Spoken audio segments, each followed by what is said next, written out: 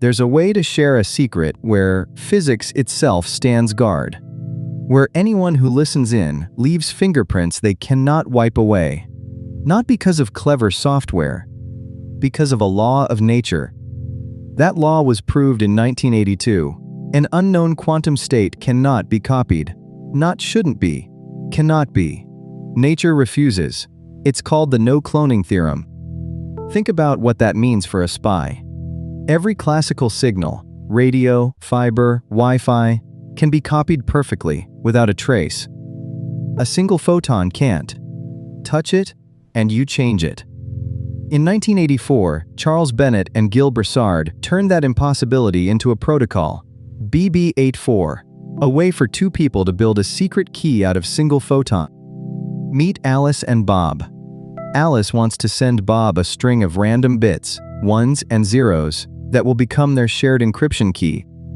She encodes each bit in a photon's polarization, the angle of its wave, and here's the trick. She randomly switches between two different encoding schemes, called bases. In the plus basis, vertical means 1 and horizontal means 0.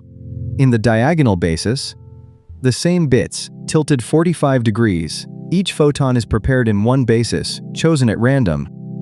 Bob doesn't know which basis Alice used. So for every photon, he guesses, measuring in one basis or the other, at random. Guess right, and, feared tinket he. And he reads the bit perfectly. Guess wrong, and quantum mechanics gives him a coin flip, a random answer that tells him nothing. Afterwards, they compare notes in public, but only which bases they used. Never the bits themselves. Wherever their bases matched, they keep the bit. That's the sifted key.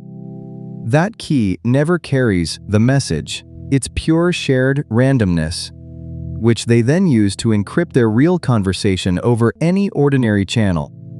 Now, enter Eve. She taps the line and tries the obvious attack. Catch each photon, measure it, and send a replacement on to Bob. But Eve has the same problem Bob does. She has to guess the basis.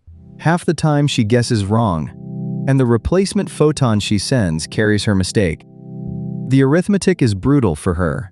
On average, 1 in 4 of the bits she touched now disagrees between Alice and Bob. A 25% error rate. A fingerprint she cannot wipe away. So Alice and Bob sacrifice a random sample of their key and compare it in public. Errors low? No spy, use the key. Errors high? Throw it all away and start again. Eve steals nothing. Notice what happened. Eavesdropping wasn't prevented, it was made detectable. That is the guarantee. And no classical channel can offer it. And this is real hardware.